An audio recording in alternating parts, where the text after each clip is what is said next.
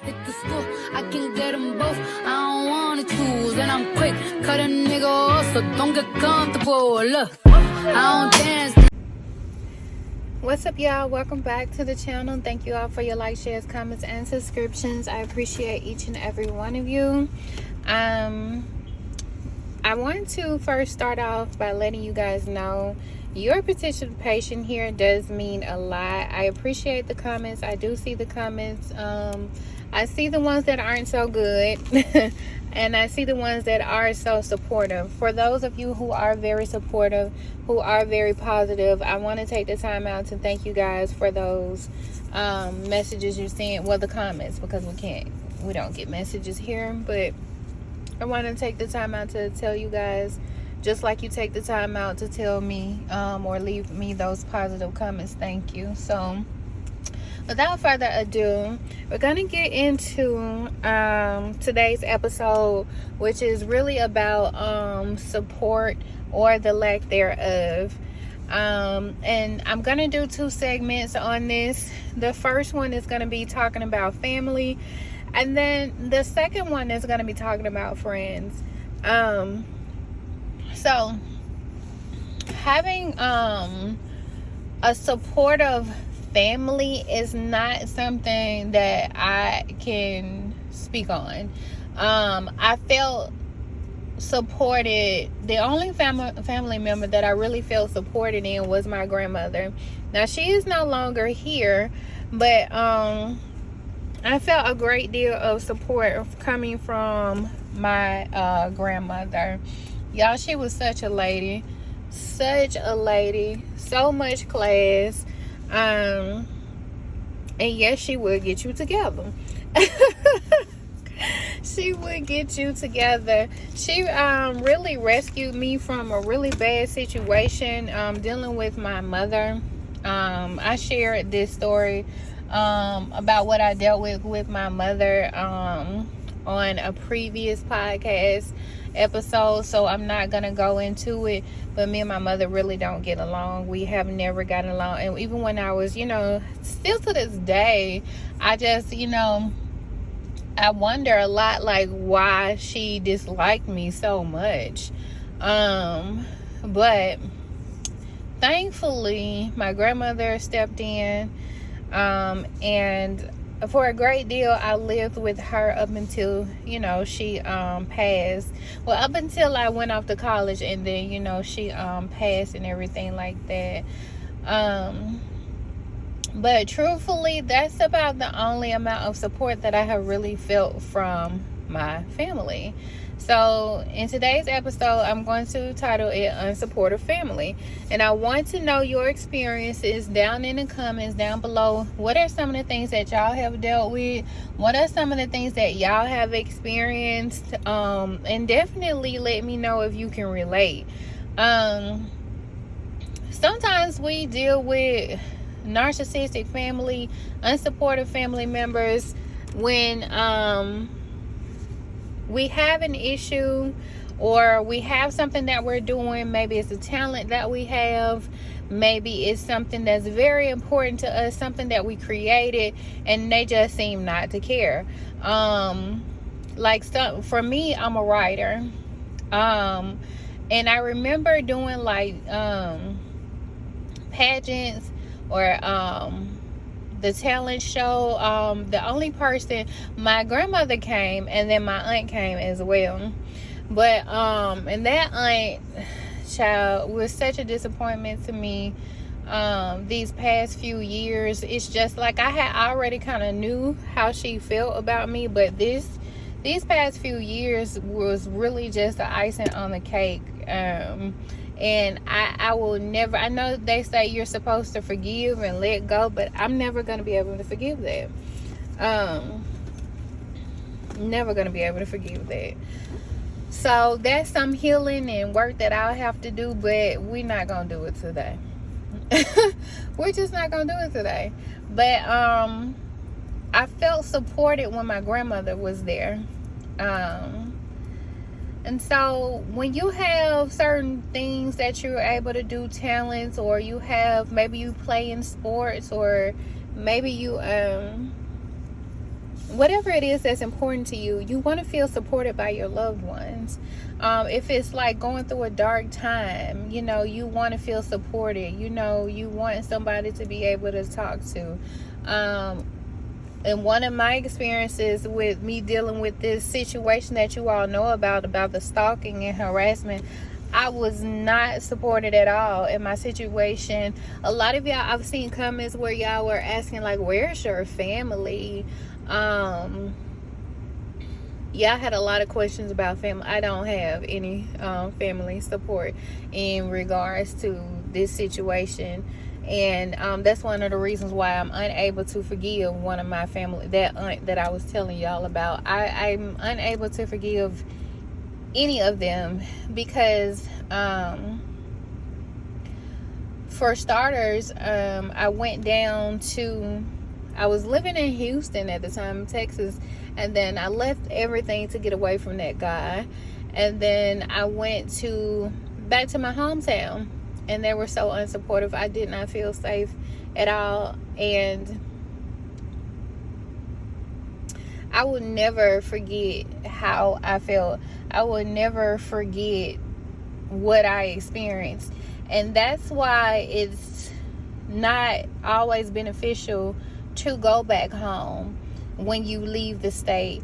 It's not always good to go back to your hometown. Sometimes we get nostalgic,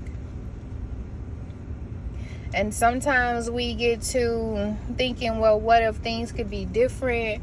We look at things with rose-colored tints on, and we look at things we only tend to look at like the good and how we want things to be. We don't really look at things for how they actually are. When you've separated from your hometown and separated from like toxic people, and you start healing yourself and working on yourself, you become like a better version of yourself, and then automatically you begin to think like, well, you know, they're better versions of themselves too. But it was only you that did the work. 7-11 on the clock. It was only you that actually did the work. We don't know what they have been doing in our separation. We don't know what type of mindset that they are in, whether it's for the good or the latter. You know what I mean? We don't, just because that's a lesson that I had to learn, especially by going back to certain relationships, romantic relationships especially. I'm thinking that, oh, I've healed, now I'm over, what took place, this, that, and the third. I've done this work on myself. I've done this and done that.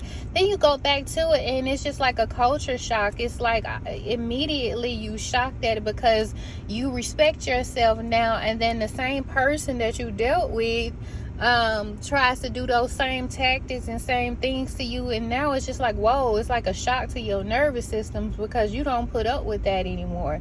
And that's why you can't go back to certain people when they've hurt you and you've had to heal.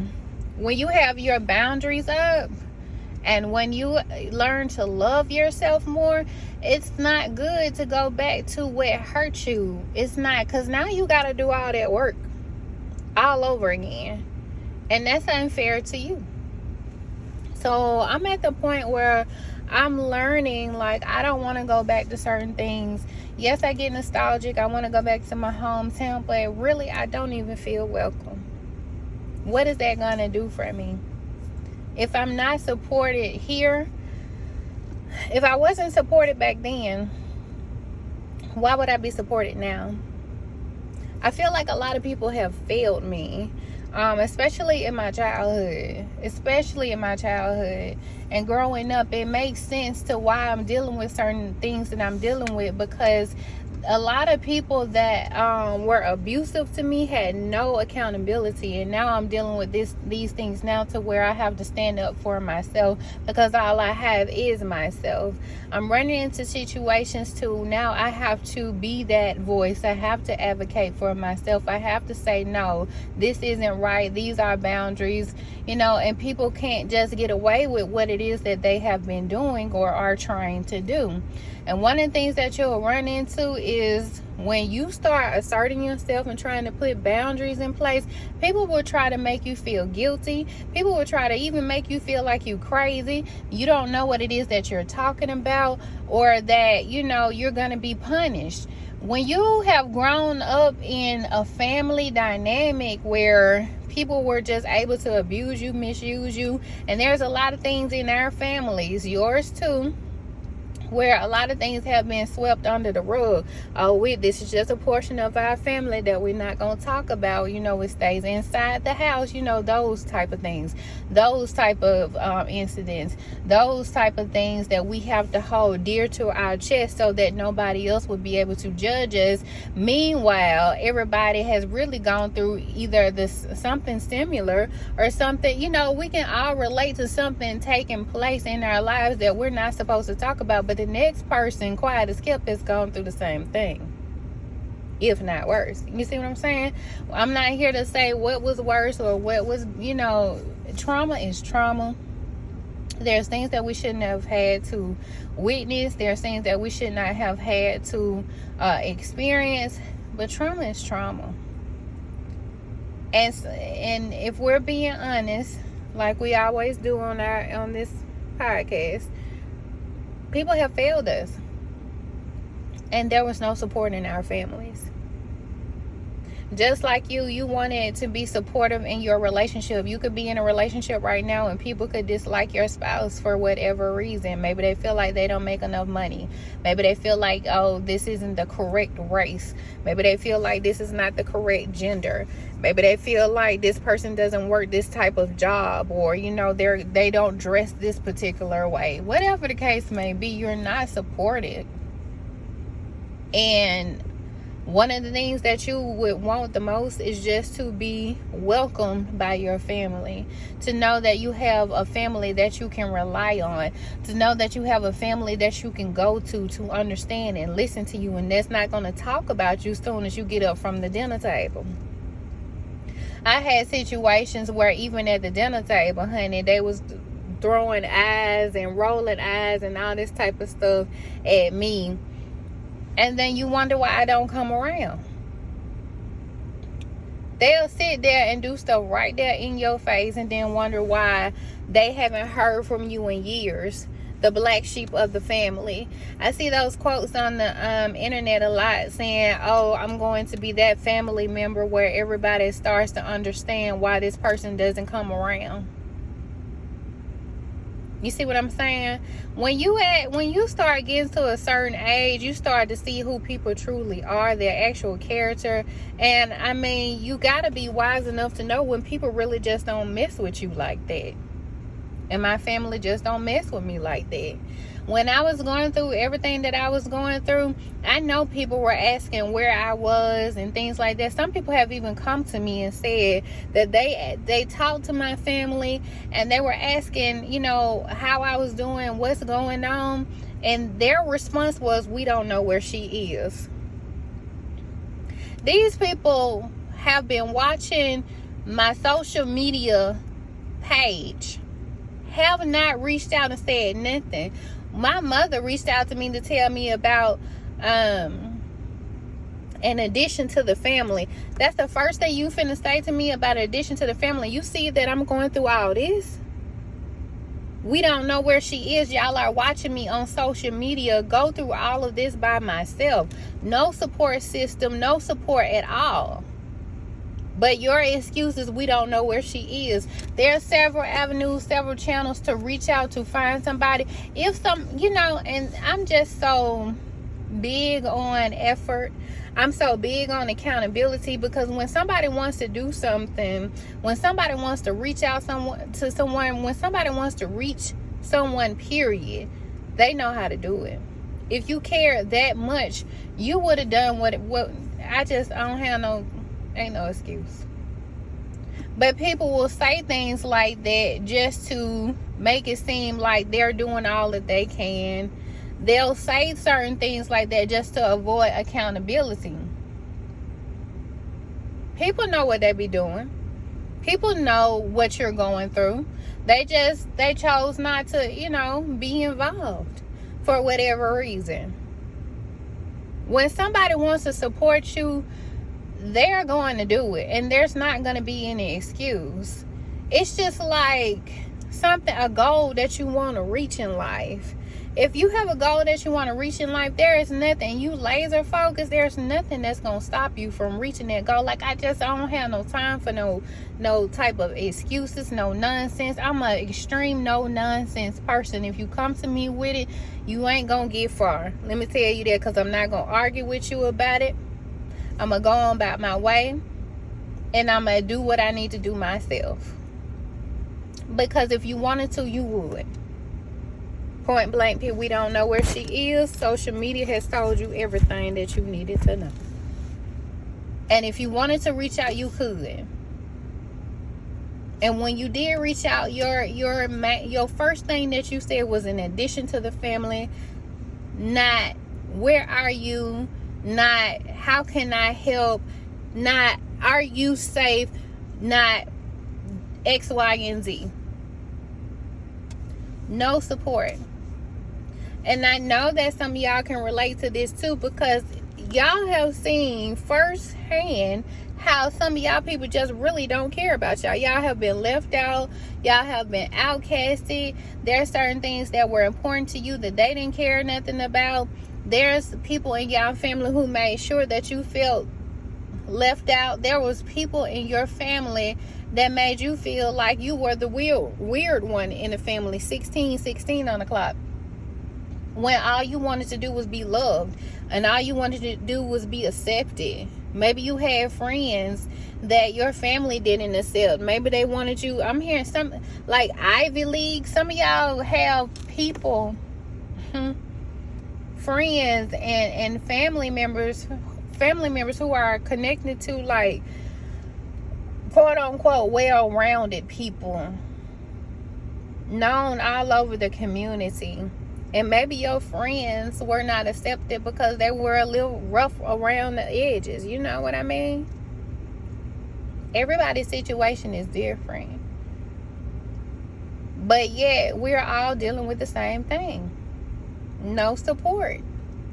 And so that's why it's imperative to build your own family. Whether it's coming from you, or whether you are deliberately trying to meet people that are like-minded, people that actually get you, people that you don't have to dumb yourself down. And that's why, we have things like Friendsgiving, shit like that.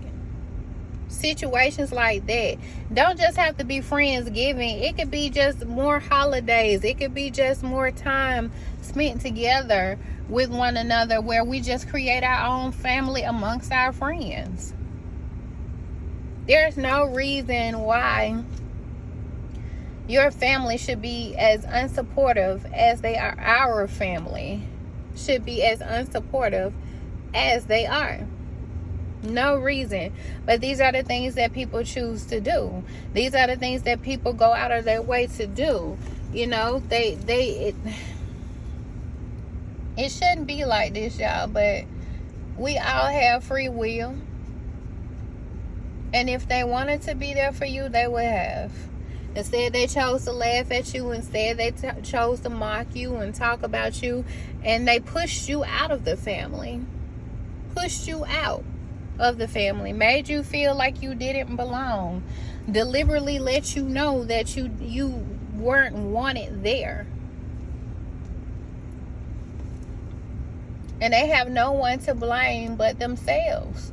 So when people go around asking, where is this person and where is that person, and they can't even say nothing, unless they do like mine, that we don't know where she is. Okay. That's not an excuse. We don't know where she is. They'll come up with all kinds of excuses, but as long as you know the truth. Let me know your experiences down in the comments. What have you dealt with? What have you wished that your family would have been more supportive with? Some of y'all got kids that y'all family members haven't even met because they won't even accept the child. Maybe they don't want to accept your spouse, therefore they won't accept the child. I don't know. Everybody's situation is different, but let me know down in the comments, what have you dealt with? What have you experienced? Thank you all for watching, and until next time, I am MsJaye. Have an amazing day. I don't gotta dance, I make money move. If I see you now